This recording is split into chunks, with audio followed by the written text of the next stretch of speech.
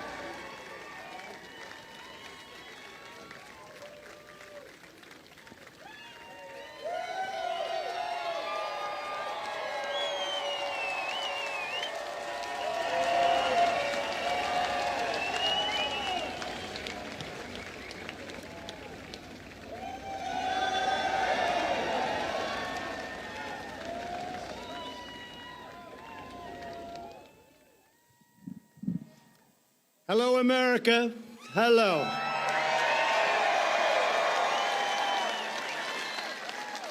The First Lady and I wish each and every one of you a happy Independence Day on this truly historic 4th of July. Today we come together as one nation with this very special salute to America. We celebrate our history, our people, and the heroes who proudly defend our flag, the brave men and women of the United States military. We are pleased to have with us Vice President Mike Pence and his wonderful wife, Karen. We're also joined by many hardworking members of Congress, Acting Secretary of Defense Mark Esper, and many other members of my cabinet, and also the Chairman of the Joint Chiefs of Staff, General Joe Dunford. Thank you. Thank you. Thank you.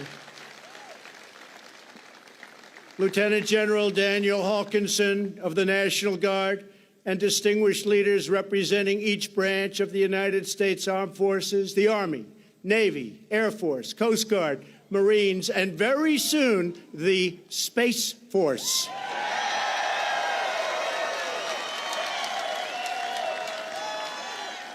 As we gather this evening, in the joy of freedom, we remember that all share a truly extraordinary heritage.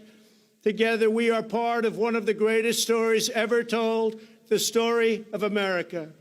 It is the epic tale of a great nation whose people have risked everything for what they know is right and what they know is true. It is the chronicle of brave citizens who never give up on the dream of a better and brighter future. And it is the saga of 13 separate colonies that united to form the most just and virtuous republic ever conceived. On this day, 243 years ago, our founding fathers pledged their lives, their fortunes, and their sacred honor to declare independence and defend our God-given rights.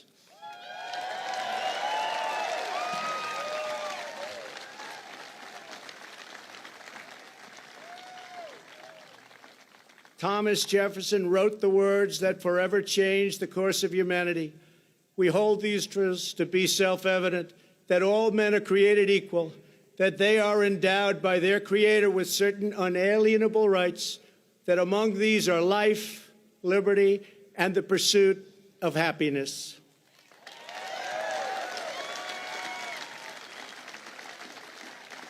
With a single sheet of parchment and 56 signatures, America began the greatest political journey in human history. But on that day, the patriots who would determine the ultimate success of the struggle were 100 miles away in New York. There, the Continental Army prepared to make its stand, commanded by the beloved General George Washington.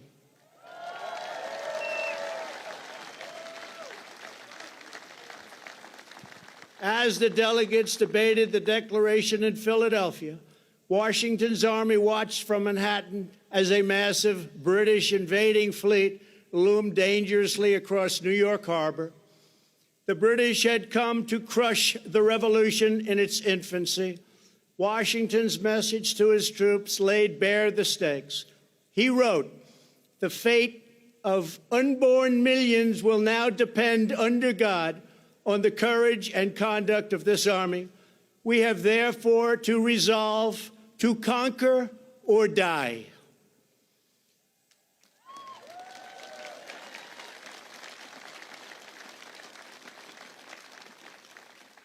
Days later, General Washington ordered the Declaration read aloud to the troops.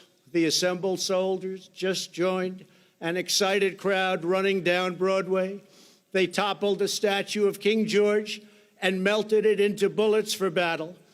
The faraway king would soon learn a timeless lesson about the people of this majestic land. Americans love our freedom, and no one will ever take it away from us.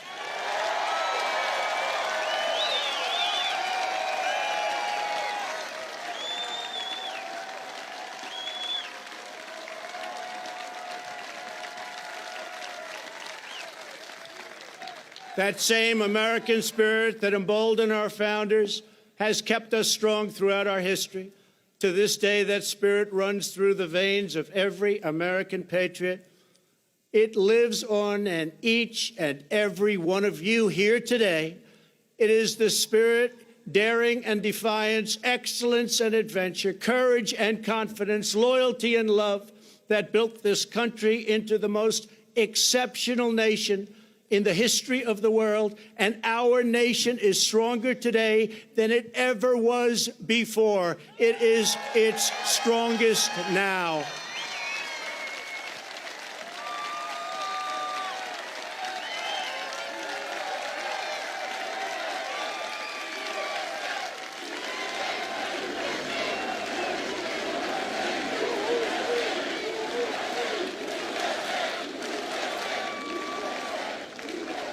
That same righteous American spirit forged our glorious Constitution. That rugged American character led the legendary explorers Lewis and Clark on their perilous expedition across an untamed continent. It drove others to journey west and stake out their claim on the wild frontier. Devotion to our founding ideals led American patriots to abolish the evil of slavery, secure civil rights, and expand the blessings of liberty to all Americans.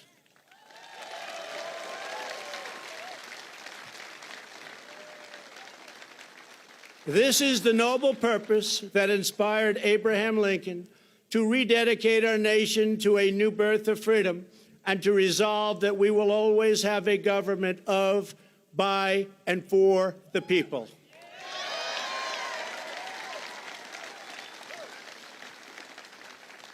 Our quest for greatness unleashed a culture of discovery that led Thomas Edison to imagine his light bulb, Alexander Graham Bell to create the telephone, the Wright brothers to look to the sky and see the next great frontier.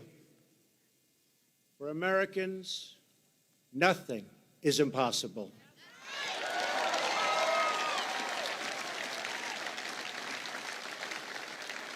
Exactly 50 years ago this month, the world watched in awe as Apollo 11 astronauts launched into space with a wake of fire and nerves of steel and planted our great American flag on the face of the moon. Half a century later, we are thrilled to have here tonight the famed NASA flight director who led mission control during that historic endeavor, the renowned Gene Kranz.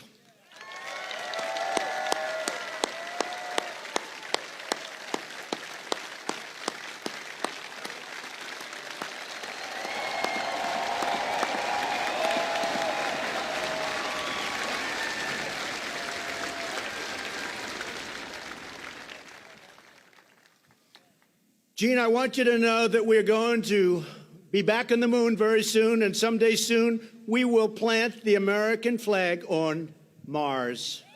It's happening, Gene. It's happening. Our nation's creativity and genius lit up the lights of Broadway and the sound stages of Hollywood. It filled the concert halls and airwaves around the world with the sound of jazz, opera, country, rock and roll, and rhythm and blues. It gave birth to the musical, the motion picture, the Western, the World Series, the Super Bowl, the skyscraper, the suspension bridge, the assembly line, and the mighty American automobile. It led our citizens to push the bounds of medicine and science to save the lives of millions. Here with us this evening is Dr. Emanuel Freireich. When Emanuel began his work, 99% of children with leukemia died. Thanks largely to Dr. Freireich's breakthrough treatments, currently 90% of those with the most common childhood leukemias survive. Doctor, you are a great American hero. Thank you.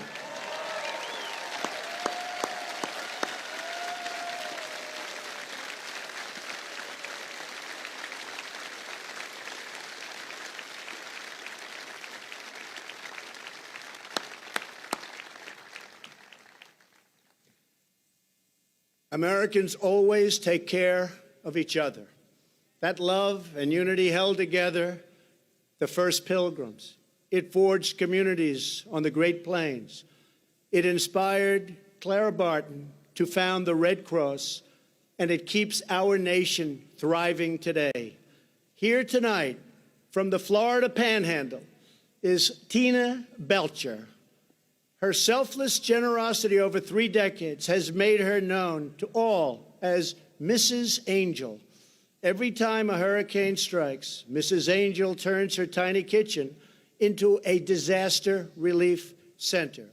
On a single day after Hurricane Michael, she gave 476 people a warm meal. Mrs. Angel, your boundless heart inspires us all. Thank you.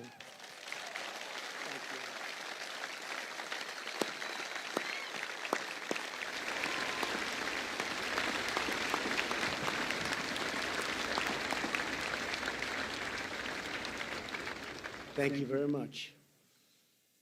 From our earliest days, Americans of faith have uplifted our nation. This evening, we are joined by Sister Deirdre Byrne. Sister Byrne is a retired Army surgeon who served for nearly 30 years. On September 11, 2001, the sister raced to Ground Zero. Through smoke and debris, she administered first aid and comfort to all. Today, Sister Byrne runs a medical clinic serving the poor in our nation's capital. Sister, thank you for your lifetime of service. Thank you.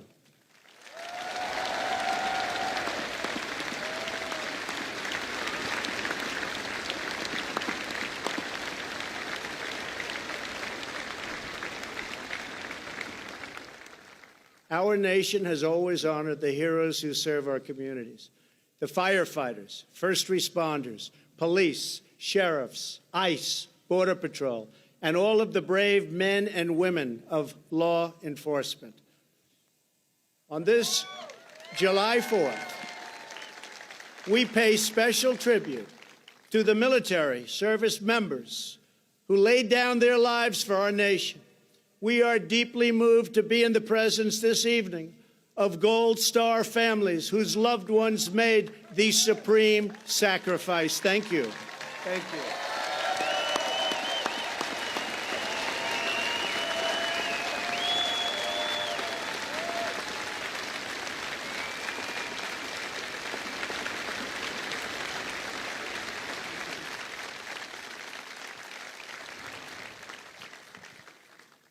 Thank you very much.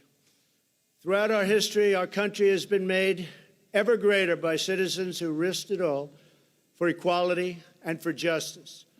100 years ago this summer, the women's suffrage movement led Congress to pass the constitutional amendment giving women the right to vote.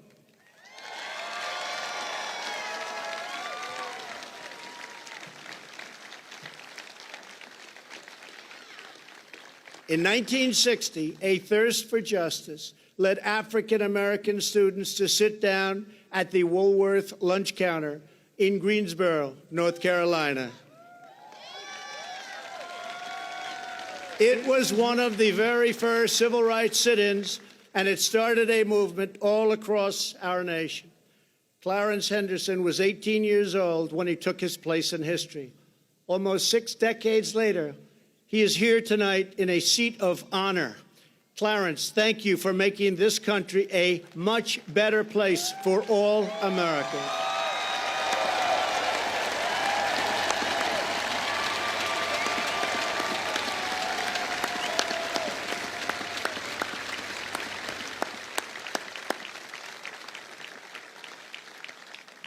In 1963, Reverend Martin Luther King Jr. stood here on these very steps and called on our nation to live out the true meaning of its creed and let freedom ring for every citizen all across our land. America's fearless resolve has inspired heroes who defined our national character, from George Washington, John Adams, and Betsy Ross to Douglas, Frederick Douglass, the great Frederick Douglass, Harriet Tubman, Amelia Earhart, Douglas MacArthur, Dwight Eisenhower, Jackie Robinson, and, of course, John Glenn. It has willed our warriors up mountains and across minefields. It has liberated continents, split the atom, and brought tyrants and empires to their knees. Here with us this evening is Earl Morse. After retiring from the Air Force, Earl worked at a VA hospital in Ohio. Earl found that many World War II veterans could not afford to visit their memorial on the National Mall. So Earl began the very first honor flights that have now brought over 200,000 World War II heroes to visit America's monument. Earl, thank you. We salute you. Thank you.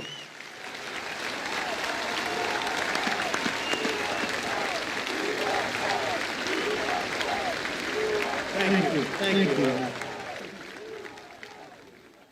Thank you. Our warriors from a hallowed roll call of American patriots running all the way back to the first souls who fought and won American independence. Today, just as it did 243 years ago, the future of American freedom rests on the shoulders of men and women willing to defend it. We are proudly joined tonight by heroes from each branch of the U.S. Armed Forces, including 3 recipients of the Congressional Medal of Honor. Thank you.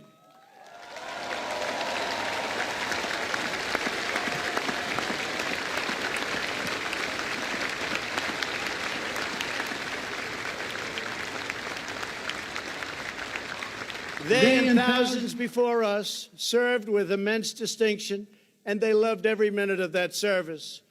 To young Americans across our country, now is your chance to join our military and make a truly great statement in life, and you should do it.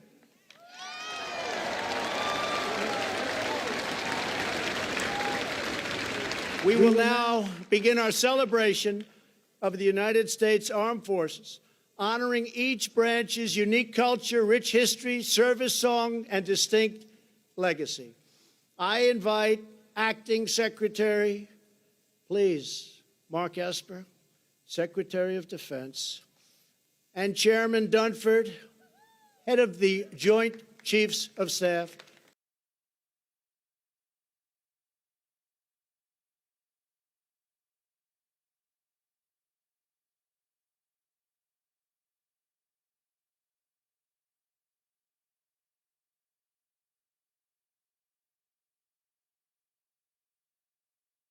Please join me.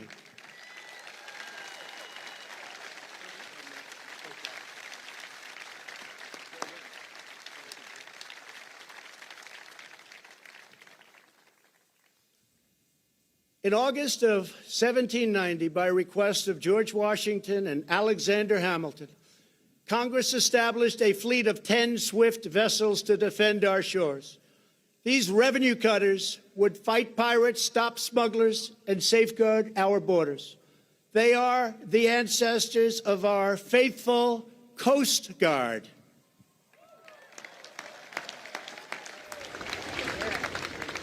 When our ships were seized and sailors kidnapped by foreign powers in 1812, it was a revenue cutter, the swift schooner Thomas Jefferson, that swept in to capture the first British vessel of the war.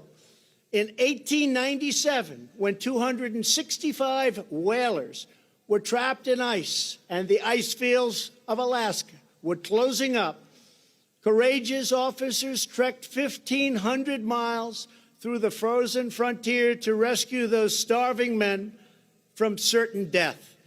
In 1942, the Coast Guard manned landing craft for invasions in the Pacific, when the enemy attacked U.S. Marines from the shores of Guadalcanal. Coast Guard Signalman First Class Douglas Munro used his own boat to shield his comrades from pounding gunfire. Munro gave his life. Hundreds of Marines were saved. As he lay dying on the deck, his final question embodied devotion that sails with every Coast Guardsman. Did they get off? On D-Day, the Coast Guard's famous Matchbox fleet served valiantly through every hour of the greatest amphibious invasion in the history of our country. One coxswain said the water boiled with bullets like a mud puddle in hailstorm, but still the Coast Guard braved death to put our boys on Utah and Omaha beaches.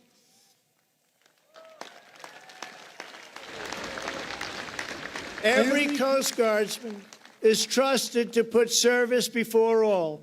Coasties plunge from helicopters and barrel through pouring rain and crashing waves to save American lives. They secure our borders from drug runners and terrorists in rough seas, at high speeds. Their sharpshooters take out smugglers' engines with a single shot. They never miss. When the red racing stripes of a Coast Guard vessel break the horizon, when their chopper blades pierce the sky, those in distress know that the help is on their way, and our enemies know their time has come.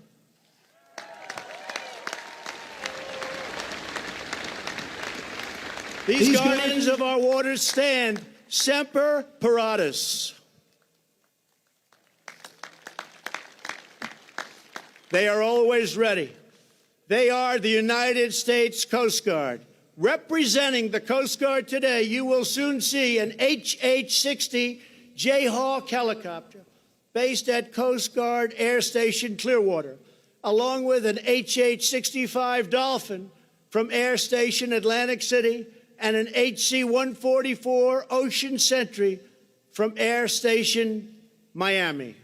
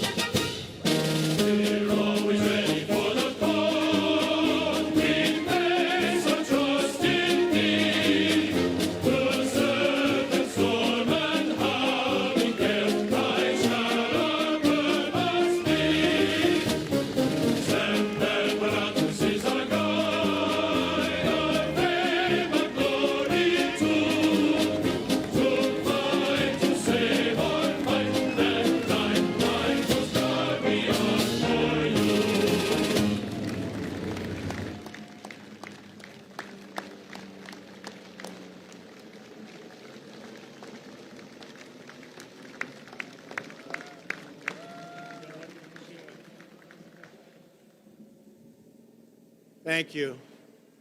Thank you to the Coast Guard. On a cold December morning in 1903, a miracle occurred over the dunes of Kitty Hawk, North Carolina, when two bicycle makers from Ohio defied gravity with a 12-horsepower engine, wings made of cotton, and just a few dollars in their pockets. Just 6 years later, America was training its first pilots to take these magnificent machines up and over the field of battle. In World War I, our flyboys rushed the skies of Europe, and aces like Eddie Rickenbacker filled hearts and headlines with tales of daring duels in the clouds. General Billy Mitchell saw the promise of this technology and risked court-martial in his quest for an independent Air Force. He was proven right when empires across the oceans tried to carve up the world for themselves, and America stood in the way. We wouldn't let it happen.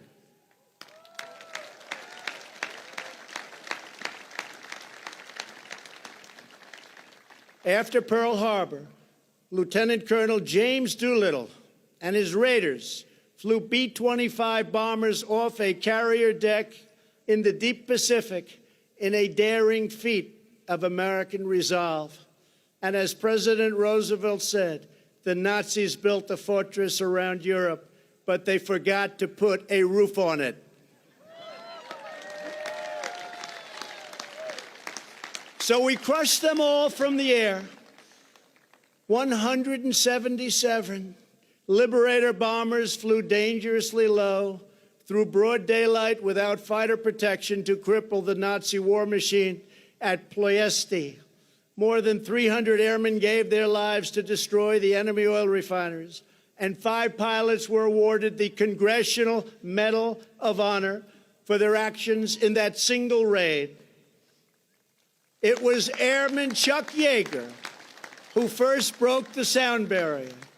It was airmen like Gus Grissom and Buzz Aldrin who traded their Sabre jets for rockets to the stars. And it is our incredible airmen today who wield the most powerful weapon systems on the planet Earth.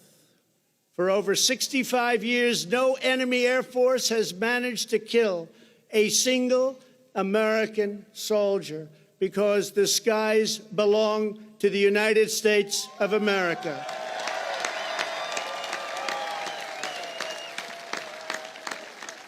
No enemy has attacked our people without being met by a roar of thunder and the awesome might of those who bid farewell to earth and soar into the wild blue yonder. They are the United States Air Force.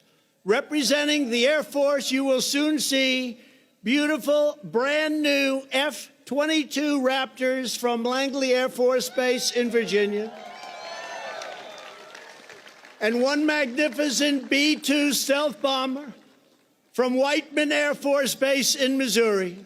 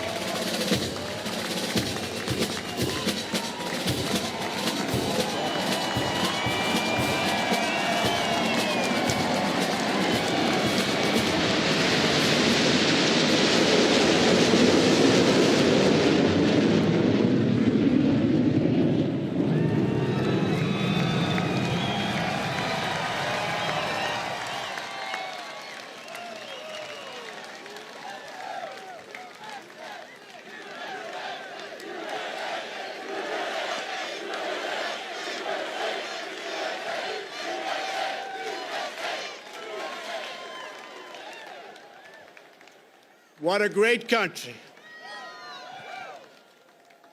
In October of 1775, the Continental Congress ordered the construction of 2 swift sailing vessels, each carrying 10 cannons and 80 men to sail eastward.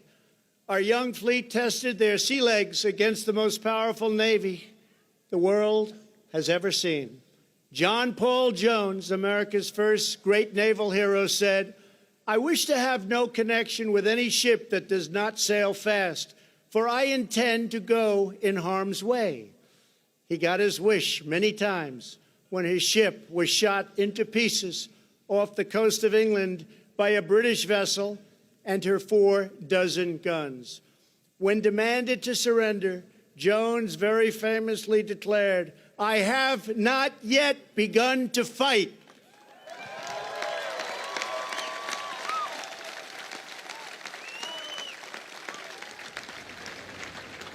When our Navy begins fighting, they finish the job. The War of 1812, Captain James Lawrence fell with his brothers on the USS Chesapeake. His dying command gained immortality. Don't give up the ship. In the Battle of Mobile Bay, Admiral David Farragut lashed himself to the rigging of his flagship to see beyond the cannon smoke, crying, "Damn the torpedoes, full speed ahead."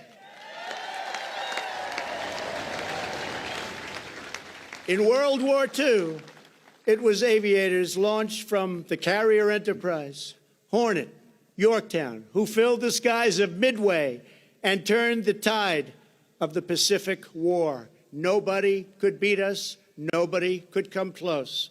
On D-Day, CB engineers came ashore to destroy blockades and barriers, making way for the invasion.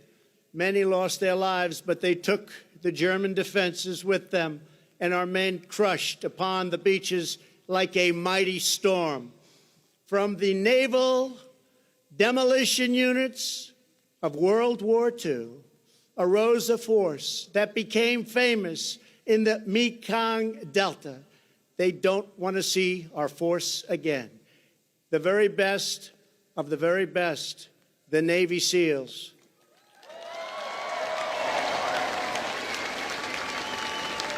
It was the SEALs who delivered vengeance on the terrorists who planned the September 11th attack on our homeland. It was the SEALs who stand ready to bring righteous retribution in mountain, jungle, desert to those who do us harm. America's sailors are not born. They are forged by the sea. Their traditions are rich with the salt and blood of 3 centuries. When Old Glory crests the waves of foreign shores, every friend and every foe knows that justice sails those waters. It sails with the United States Navy.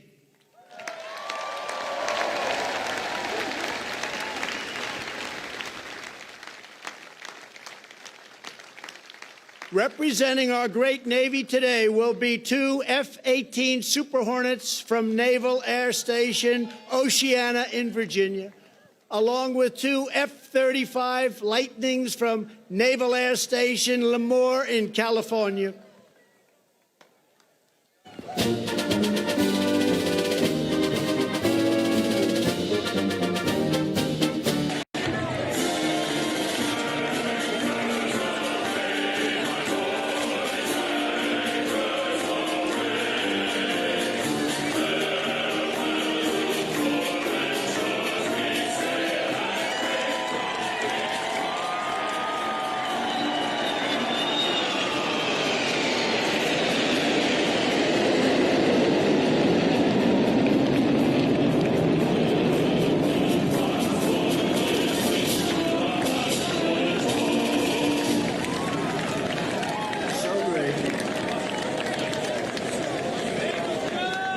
In November of 1775, the Continental Congress created 2 battalions of a new kind of warrior, one who kept and would protect our ships and sailors and be at home, both ashore and the mast, with musket in hand. Their versatility was proven in the War of Independence when 234 Continental Marines conducted their first amphibious raid, capturing the British supply of gunpowder and cannons at Fort Nassau. Ever since, Marines have fought in every American war. Their legend has grown and grown and grown with each passing year. It was the Marines who won America's first overseas battle, vanquishing Barbary pirates on the shores of Tripoli. Their high, stiff collar, which shielded them from the pirate's sword, earned them the immortal name Leatherneck.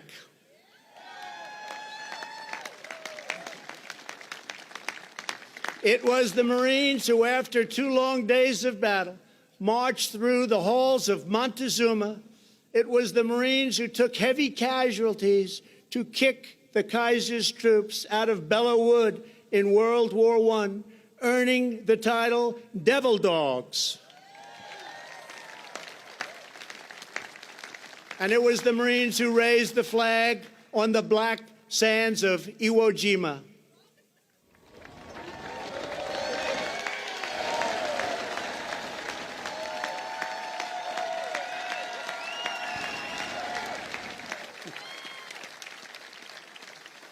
From the Chosin Reservoir to Quezon, from Helmand to Baghdad, Marines have struck fear into the hearts of our enemies and put solace into the hearts of our friends. Marines always lead the way. After the 1983 Marine barracks bombing in Beirut, which claimed the lives of 241 great U.S. servicemen, Marine Sergeant Jeffrey Nashton lay in bandages, so badly wounded, barely alive. When the Commandant of the Marine Corps came to visit his hospital, Sergeant Nashton had to feel for the general's collar. He wanted to feel his 4 stars. He could not see and he could not speak. He signaled for pen and paper, and with shaking hand he wrote 2 words, Semper Fi.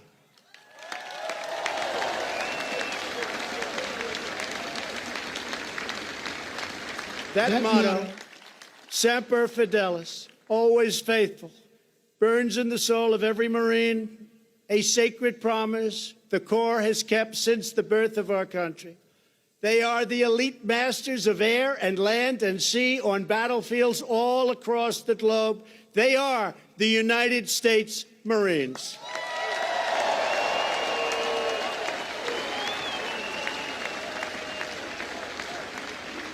Representing the Marine Corps today will be a brand new VH-92, soon to serve as Marine One, along with 2 V-22 Ospreys from the famed HMX-1 helicopter squadron at Quantico, the Nighthawks.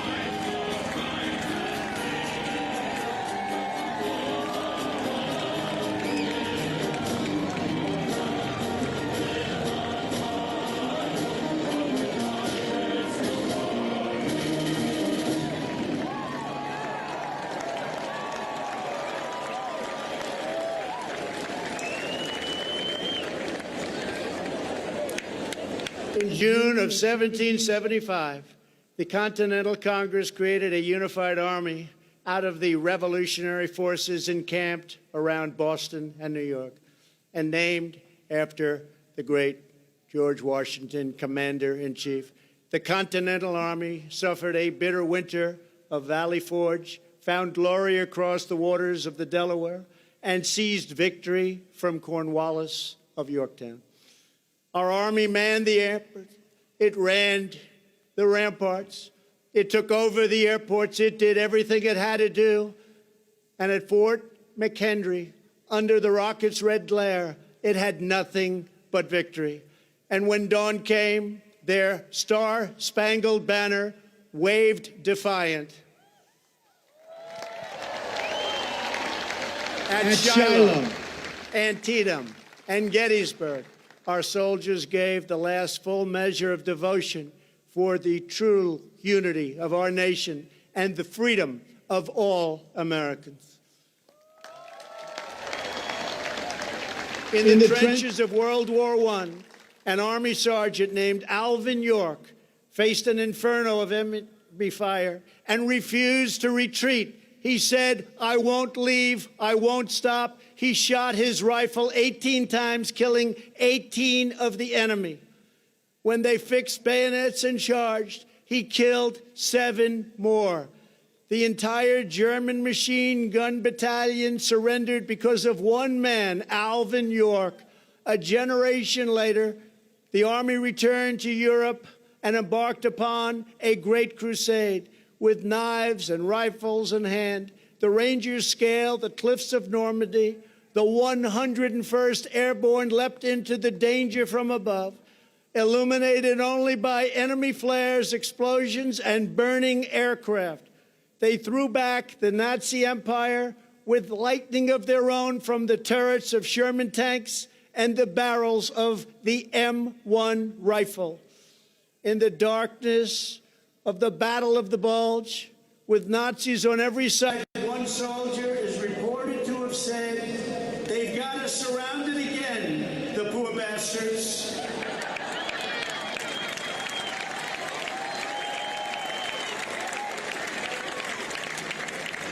Outnumbered, American warriors fought through the bunkers of Pork Chop Hill and held the line of civilization in Korea. In the elephant grass of Vietnam, the 1st Cavalry made its stand amid a forest consumed in flame with enemies at every single turn.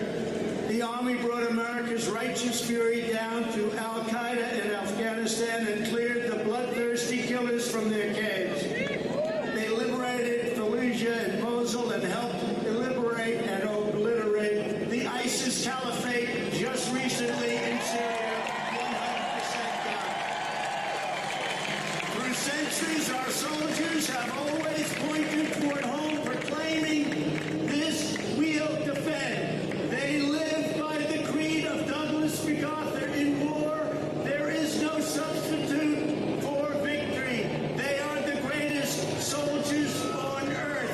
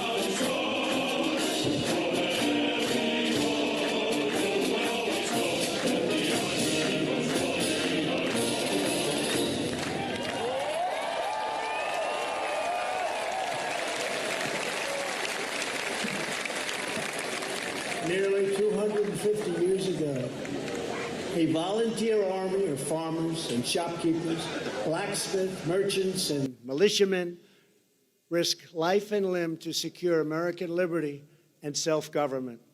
This evening, we have witnessed the noble might of the warriors who continue that legacy. They guard our birthright with vigilance and fierce devotion to the flag and to our great country.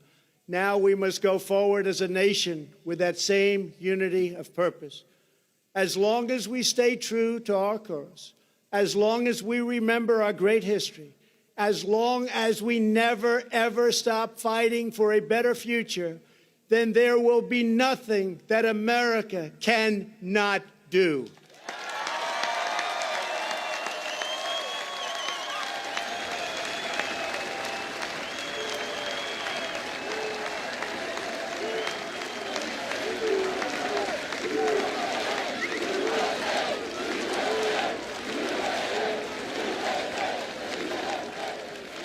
Thank you. We will always be the people who defeated a tyrant, crossed the continent, harnessed science, took to the skies, and soared into the heavens, because we will never forget that we are Americans and the future belongs to us.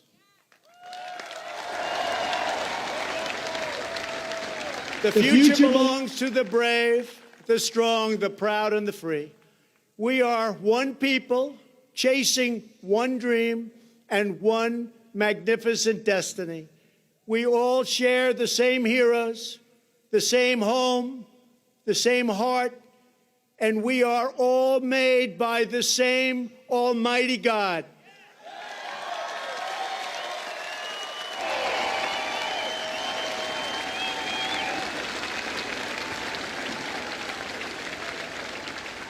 From the banks of the Chesapeake to the cliffs of California, from the humming shores of the Great Lakes to the sand dunes of the Carolinas, from the fields of the heartland to the Everglades of Florida, the spirit of American independence will never fade, never fail, but will reign forever and ever and ever. So once more, to every citizen throughout our land, have a glorious Independence Day. Have a great 4th of July. I want to thank the Army Band, the National Park Service, the Interior Department, the incredible pilots overhead, and those who are making possible the amazing fireworks display later this evening. Now, as the band plays the Battle Hymn of the Republic, I invite the First Lady, Vice President and Mrs. Pence, the service secretaries and military leaders to join me on stage for one more salute to America by the famous, incredible, talented Blue Angels. God bless you. God bless the military. And God bless America. Happy 4th of July.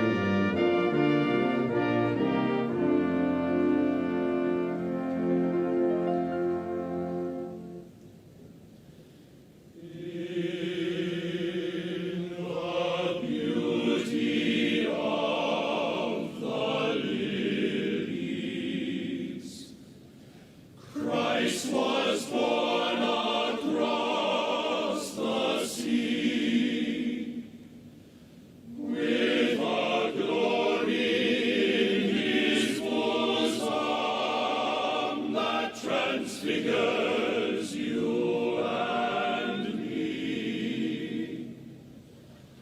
As he died to make men holy, let us die to make men free while God is marching on.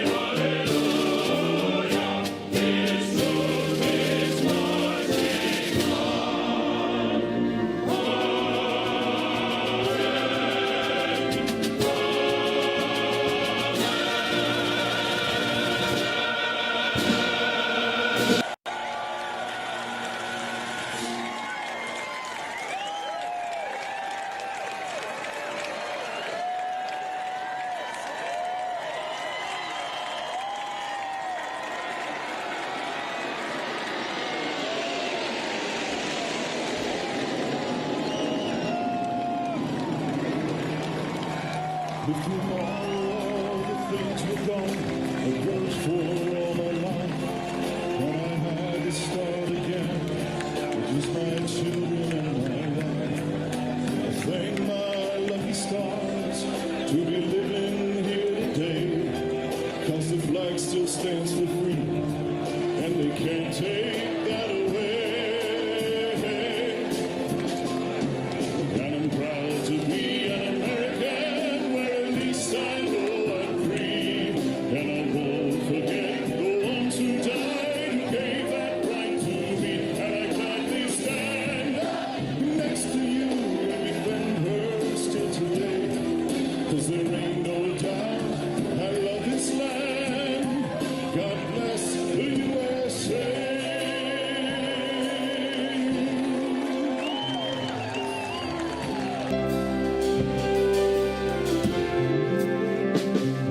From the lakes of Minnesota to the hills of Tennessee, across the plains of Texas, from sea to shining sea, from Detroit down to Houston and New York to